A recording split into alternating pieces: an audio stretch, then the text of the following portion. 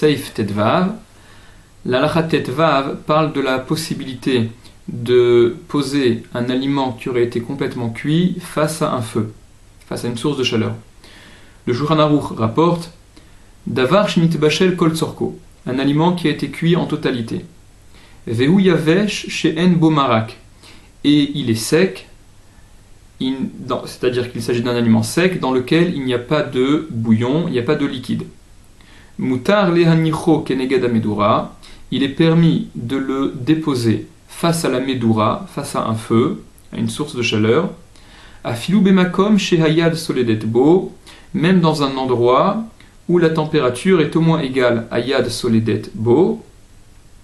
Explique le Mishnah Bura que puisqu'il s'agit d'un aliment sec qui a déjà été cuit et que en bishul achar bishul, il n'y a pas de cuisson après une première cuisson, par conséquent, il n'y a plus de crainte à avoir quant à ce bishul.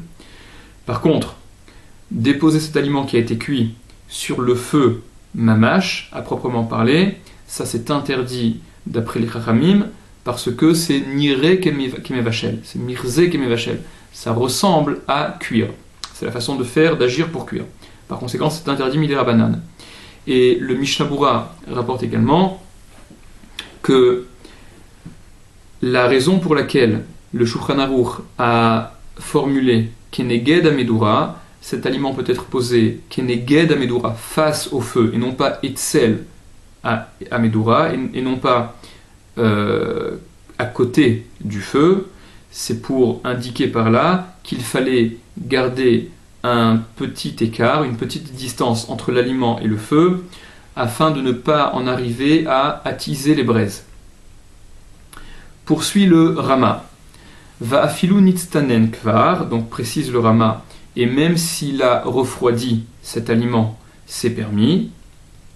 Aval, mais imur au théar, s'il est encore chaud, afilu bedavar shiesh bo marak mutar, même un aliment dans lequel il y aurait du bouillon, il y aurait un liquide, ce sera permis puisqu'il a été cuit et qu'il est encore chaud.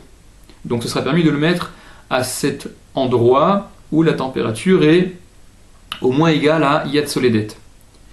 Rajoute le Rama une opinion plus permissive encore, veyesh mekilin, et il y a ceux qui mekilin lomar, qui sont mekel au point de dire et qui permettent dechol she'en notno al gabe ha'esh, que tant qu'on ne met pas sur le feu au hakira ou sur le four mamash, vraiment, rak samurlo, mais que à proximité, donc comme ce dont on a parlé dans le Shulchan Aruch, afilu nitztanen, même si ça a complètement refroidi, mutar, ce sera permis.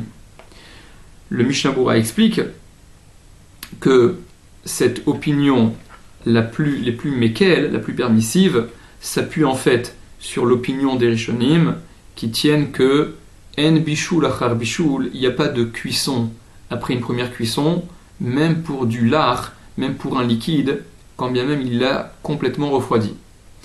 Et conclut le Rama, venahagul et hakel basé, et ils ont pris le minag d'être mekel, donc le minag suivi par ceux qui suivent le Rama, a été d'être mekel, de permettre, imlonitztanen legamre, à la condition que ça n'est pas complètement refroidi, c'est-à-dire, quand bien même il est question d'un liquide, s'il a été cuit une première fois et qu'il a refroidi, tant qu'il n'a pas complètement refroidi, alors ils permettront, le minag est de permettre de le remettre à proximité de la source de chaleur, même si la température va augmenter jusqu'à yad soledet, urmo shekataftile el siman reshnun gimel, comme j'ai écrit plus haut dans le siman reshnun gimel, dit le Rama.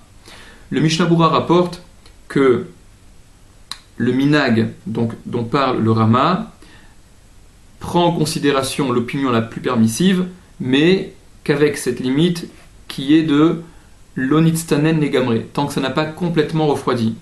Et le Mishnah Bura dans le Siman Reshnun Gimel écrivait, d'après le Magen Avraham, qu'il convenait d'être mahmir comme le Mechaber, comme le Shulchan Aruch, c'est-à-dire de ne pas permettre, pour peu que ça n'ait pas complètement refroidi, mais de ne permettre que si c'était encore à une température équivalente à Yad Soledet. Mais concrètement, les poskim tranchent comme le Rama, c'est ce que rapporte le Shmirat Shabbat Kelcheta, le Minchat Yitzhak également, en tout cas pour les Ashkenazim. Et dans l'opinion du Rama, il y a marloquet entre les poskim.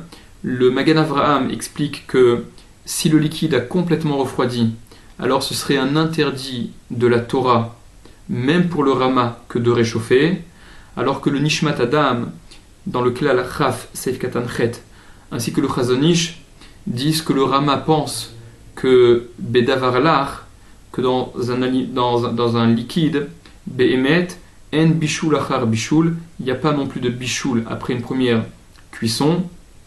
Donc selon les Rishonim qui tiennent cette chita, le Rashba, le Ran, etc.